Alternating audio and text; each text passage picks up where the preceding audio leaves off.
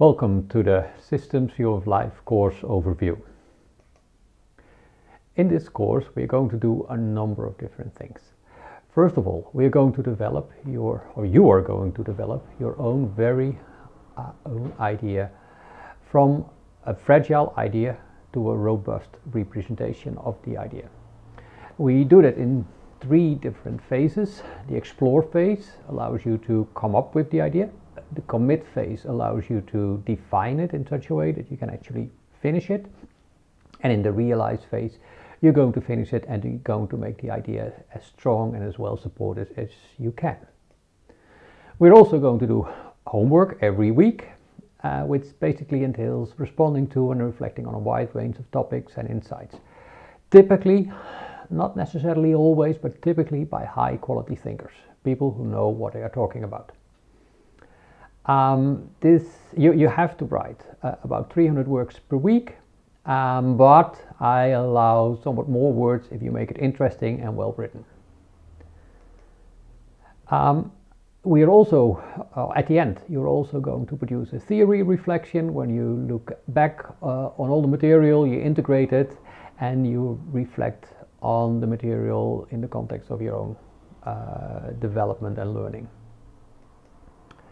Finally, we have something called professional conduct, in which we account for your contributions to the course and whether you keep deadlines and all those kind of normal things. In principle, you can propose to give someone else a bonus, not really one of your friends, but someone who helped you with the development of your ideas, and then you have to write a short email and explain to me why that the bonus is ending up at the proper person. The weekly structure of the course is more or less always the same. There are a few weeks in which we have only one session, but that you'll see that. But typically, between Friday and Monday noon, you have to watch, listen, or read the homework material. That's about 2 hours work, well, maximally, and you have to create a 300 word response on that. Your deadline for that is Monday noon. Afterwards, I will grade, or not necessarily grade, but give feedback on it, and I will do that. Try to do that before the next session, or the Tuesday session, which is an online class. Here we discuss the homework and we discuss the development of your ideas in smaller groups. So we have to find a way to ensure that you get comments on your developing ideas. And we typically do that in changing smaller groups of people that you don't know and that are fairly different from you, so that you can develop your ideas ever more precise, ever better. Between Tuesday and Friday, you have to watch the lectures that I'm going to record. Those will be less than 2 hours, and you have to prepare questions. And then on Friday, between 11 and 13, we have an online discussion class in which we typically discuss the lecture content, all kinds of questions, and other topics that are somehow related to the events in class, but also maybe to events happening in the world at that moment. There are some extras. One is that we have teaching assistant, Florence Denham, and she will do pretty much everything for which she sees a role for herself, and she will likely introduce herself. I might want to organize, and you might want to do that, a get to know each other session where I can get to know the people I don't know really yet, or maybe also some people that I have met before in other classes, but we never really connected. Because if everything is all right, we need to work together to get your best idea on paper or on whatever form in the end. Optionally, for the people who are in Groningen, you can visit the Stadsakker and our off-grid house to be. And so we have a normal house and we're trying to make it off the grid. We have to do that with proper social distancing, and well, not everyone is going to be in Groningen, so we might have to settle with a video report or so. But anyway, we'll find a way to make it work, at least to some extent. Then I am going to organize 20-minute online discussion sessions with you about your developing idea. So those are typically placed at the end of phase 1, around week 4, and the end of phase 2 around week 6. And basically at any point in time, I can give you advice, or you can ask me questions, especially short questions. I'm more than happy to answer them very quickly. And we probably should think about something like a WhatsApp group. Then the assessment and feedback, mainly the assessment. Well, the homework is going to be 30%. You get, like I said, mainly feedback, but it is also graded on development, clarity of your argumentation, and engagement with the material. What I find important is that you learn how to do your homework well. So the development part is a really important thing. Then we have the 3 phases of the development of the idea. They count 10, 15, and 25 points out of 100. In the explore phase, you get mainly feedback, and you are lightly graded on your topic choice, novelty, creativity, clarity of your formulation, and those kind of things. In the commit phase, you have to become very clear about the goal and the consistency, internal consistency of your topic and idea. And in the realization phase, I basically grade everything, but then with a focus on the development of the idea, how you develop it, if you make proper steps, and key terms. You have to use and define your own key terms. That's an important part, and you'll see how that will work out. Then the theory summary, that's a fairly small thing. It's about 1,000 words. It weights for 10 points out of 100. And this is about your reflection skill, your ability to integrate and formulate a more abstract theoretical synthesis of this course in the context of your life, your development, whatever. Then, like I said, we will going to have professional conduct. So how you contribute to developing ideas, contribute to the discussions, how you present, if you are on time, keep your deadlines, are active, all those type of standard student professional aspects. And like I said, we have the bonus, but for that I need a written recommendation. Well, the homework is typically every week. It is fairly relaxed. I tell the homework in the syllabus, so every day at the same, you'll see the new homework. Every Friday you will see the new homework. It is, in most cases, not all cases, to set the stage for the more theoretical part. And I'm going to ask you questions about typically recorded academic lectures or documentaries. I make it available on Friday, and the deadline is on Monday. The important thing of the homework is that you have to write plain text, no PDF, no attachments, no Word. You have to use the subject text, SVL -H, and then the number of the week. You need to produce something like a 300-word response if you're telling interesting stuff, and maybe a bit longer. I'm going to give you feedback, and we're going to discuss about it. But you can also engage in individual questions on the feedback. Be careful with that, because I can't keep up too many of those lines in the same course, but definitely if there's something unclear, ask me for feedback. Important for the homework is that it's a difference between an opinion and a position. An opinion is a belief that does or doesn't make sense. So it's just a belief that you have. A position is something completely different. A position is a belief that you can defend with strong arguments. And I want you to use these in the homework. So don't waste my time too much on telling me what opinion you have if you can't back it up. So if you have no opinion, then basically don't bullshit too much. Or if you can't defend your opinion, don't try to bullshit too much with well-sounding idiocy. Just state the case and try to learn as much as possible from people who can defend their arguments.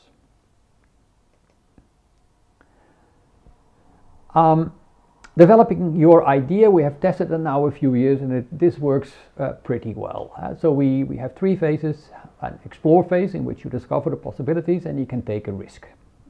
And then you discover, well, does it work, doesn't it work? And typically people end up at a different place than they originally thought. So you need to play around with the ideas. And then you discover that when you try to firm up the idea, that a particular aspect of it is actually much more interesting. Well, go there, go where your interest leads you. But at some point you have to commit to a certain idea. And then you have to define it. You have to generalize typically the things that you read and see, and to remove biases.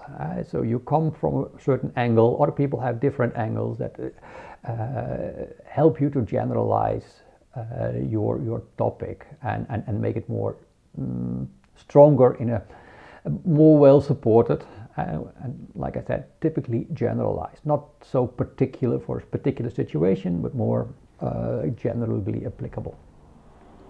Then we go to the realize phase, in which you have to make your idea really robust, really strong, and you have to come up with a convincing presentation, which is typically something like a graphical presentation and a text. But the text doesn't need to be in the form of a standard essay. Actually, I would discourage you of writing another essay.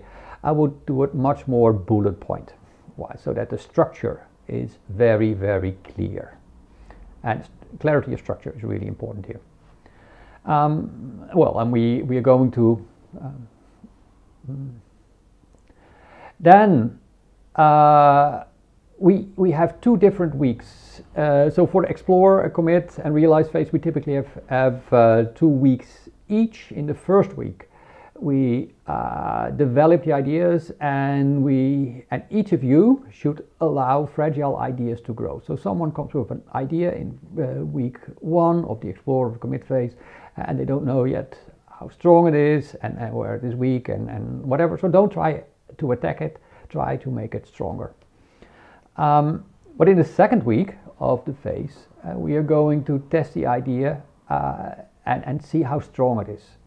And then you can attack it, and you can see where it is weak and can be improved. So that is one, you help to make the idea better, and the second week you help to make the ideas of others to see whether they are strong enough and whether people can defend them. So that is working towards the position as a defendable belief.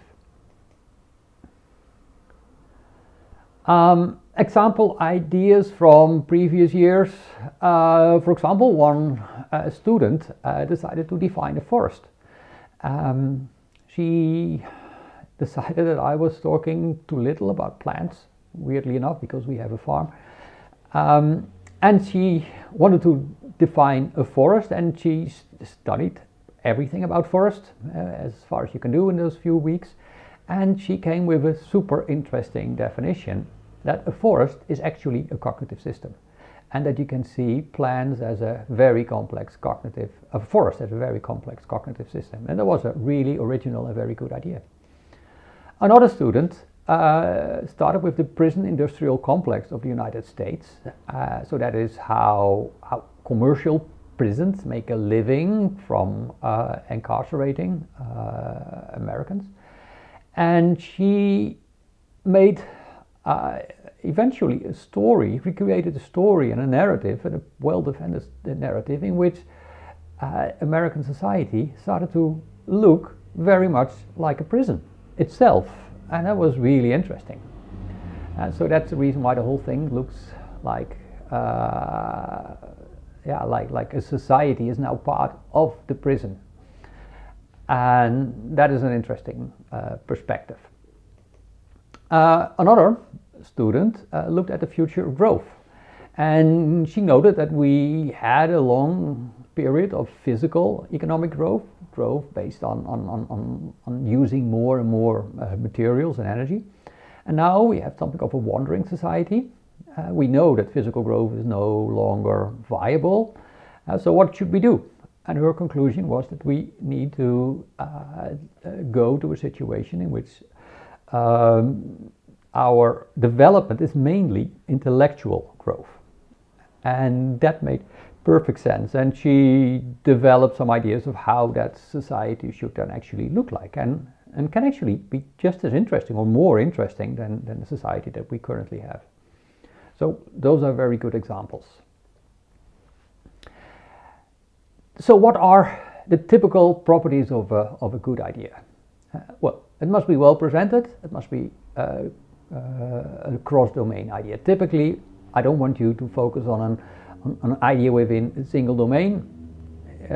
Actually, nice ideas are always cross domains. They have always different perspectives, and you can approach them from all kinds of different directions. So do that.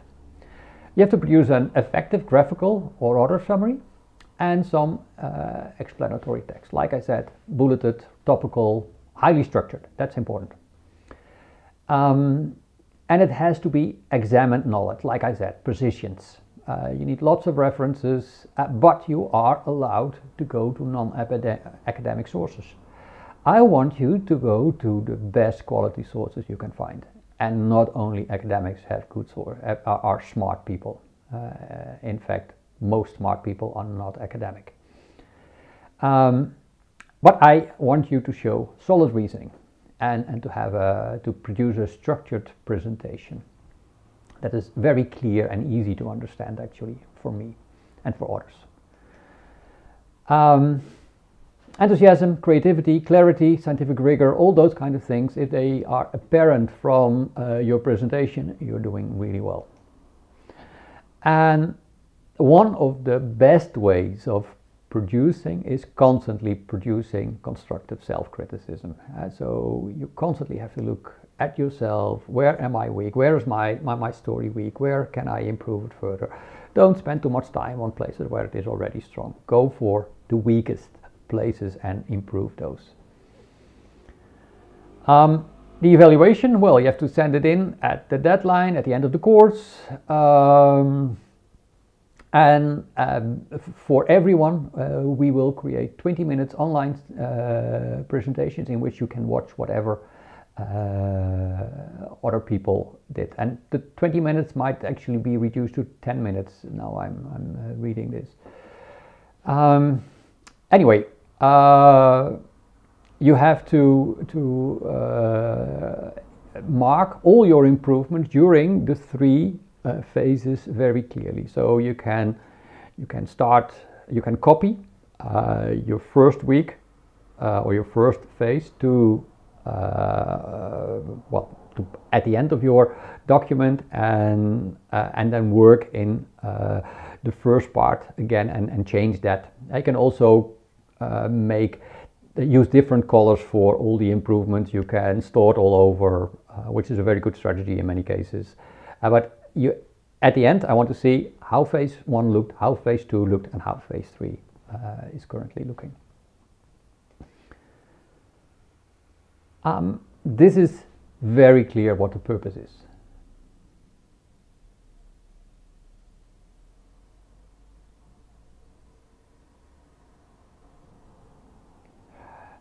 So a good idea, you are the one who sees it at least more than anyone else in the very beginning, and you have to cut the crap. So your idea becomes better by removing more irrelevancies, and that is kind of the key. So in many cases the idea is not even very big. It can be a fairly short story, and it can be summarized fairly succinctly. The important thing is that it is interesting and that it's very clear, and it must be your idea. It must be only your idea. So don't work on the ideas of others. Well, use the ideas of others, but go way beyond it with your own contributions. So the discussions, we have discussions about the lectures, about other issues, typically on Friday. At some point, other issues will come up, and we will make time to discuss them. They're typically Socratic. So in the part that I control the discussion, I typically ask questions, and they pertain about the theory. They play with the connectedness of knowledge a bit. How do you do cross-domain generalizations? How do you use two different concepts in two different domains and generalize it so that it's actually one concept in two different variants? Well, we already differ in viewpoints, so therefore we can share them, and it can be quite eclectic. Eclectic also means that there is a chance that there is a little bit of a mess of ideas. Well, okay, some people will pick one thing out of a discussion and someone else will pick something else out of a discussion. That's all fine. The discussions are too rich to completely digest on your own anyway. This is very important. Socrates said, I can't teach anyone anything. I can only make them think. And if you think for yourself, you don't try to think the ideas that a teacher wants you to think, but just think for yourself. Pick whatever you want from this course, develop that and bring it further. Then you do fine.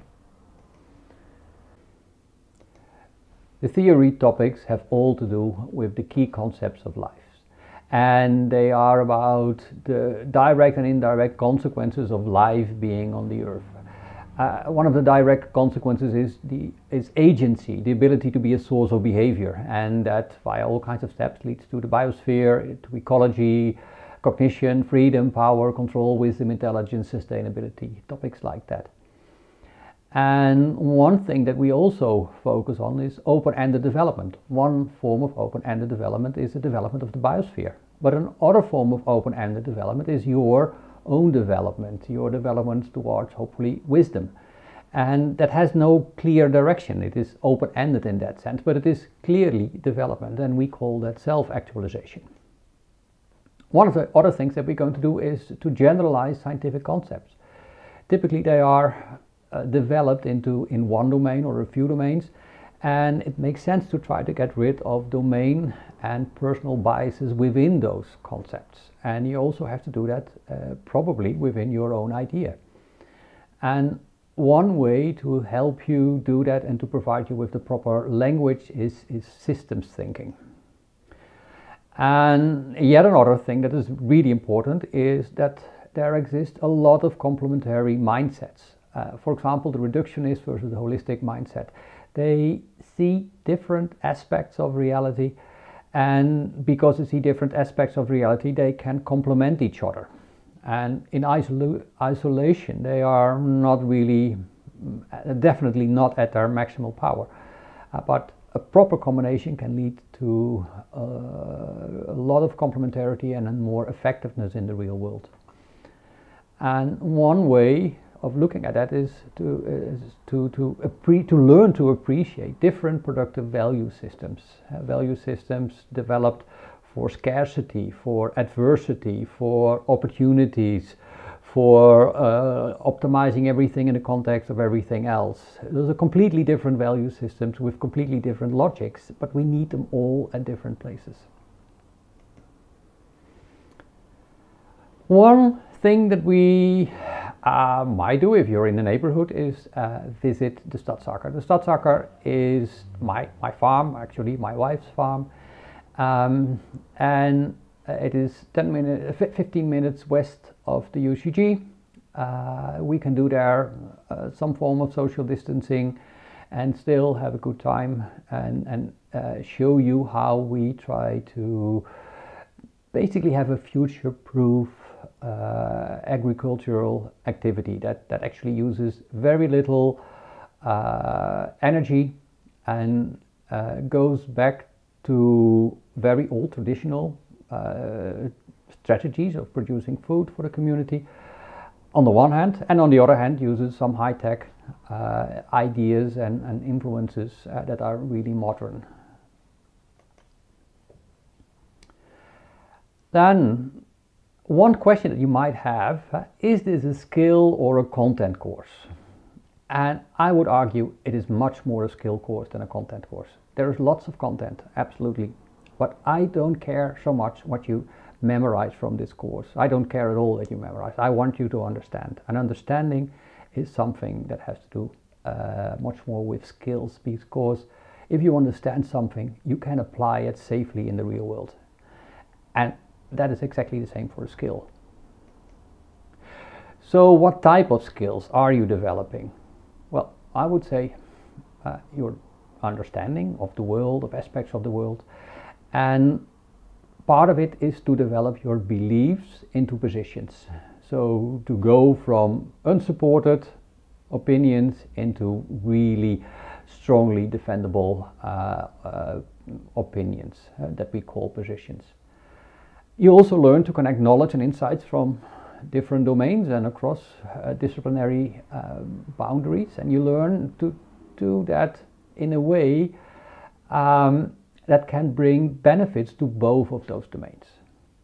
Another thing is that you have to grow and defend your own ideas, and that is not easy. You never do this, have done this before probably. So it is something that is new, but it's great fun. And I allow you the freedom, force you almost, to develop your own ideas. So if you like that, it's a very important skill. Another skill is to become respectful of the ideas of others. When they are fragile, you need to help those ideas grow, the ideas of others. But when they are a bit more mature, you'll have to learn to criticize them in a constructive way. And one of the things for that is to express with precision, completeness and nuance your opinions. And basically, when your beliefs are actually positions, it is much easier. Then you need the precision, the completeness and the nuance, and you can talk about it with people who have a different level of different or the same level of understanding in a respectful and precise manner. Another thing is that you become more aware of all kinds of different disciplinary and cultural biases, and sometimes they are really blatant and you can easily identify and remove them afterwards. Cross-paradigm reasoning has to do with more or less the same as above. Sometimes you can conclude all kinds of things by combining information from different paradigms and really using the fact that all the paradigms approach a similar problem from completely different angles. In the end, you will be building, when you define your idea, you build your own paradigm, or you continue on that way. But we always do that by being constrained and guided by it at the same time. So you're building a knowledge structure while you're part of that knowledge structure. And in order to do that, you need self-reflection. You need to know where you're weak, where you're strong. You need to know where your interests are. And to some extent, of course, you already know that, but still doing it a few times and reflecting on it will help. So how to study this course? Well, a few years ago I asked students how to study this course at the end of the course, and they came with the list in the little picture that I have added, I've put into words with do's and don'ts. So basically, only study what you like. That is number one. Interact with others, really important. If not with other students, then with friends, with whoever is available. Improvise, don't worry about that. Be open-minded. Challenge what you have learned.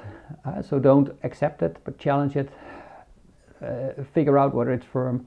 Question all you know. And that's a really important thing, because no one is more enslaved than people who think they are free. And the same with if you think that your ideas are correct and they are incorrect, you are actually locking yourself into a world that doesn't offer you problems, or that doesn't offer you solutions. You learn, you must connect the dots. You need to be relaxed and in a positive environment. That is ideal, so try to realize that. If you're really stressed and you want to do this course, it's not ideal. So try to focus on these ideas. Play with thoughts when you're relaxed, after you did some sporting or whatever. Another thing is to listen to opposing views. Really important. Your opponents, your smartest opponents, they are the ones that teach you most. So don't close yourself. Avoid normal learning, memorization modes. Force yourself to do something. Good ideas come to you. You can't force them on you. Don't focus on a single topic, and don't be shy or scared. Everyone is to some extent shy or scared, even the louder people. So don't try to be that and let yourself be limited by that. So one thing that is pretty important is ensure that you produce defensible positions and not just opinions. Really important little bit. So make it a fun course. Easy. It's up to you.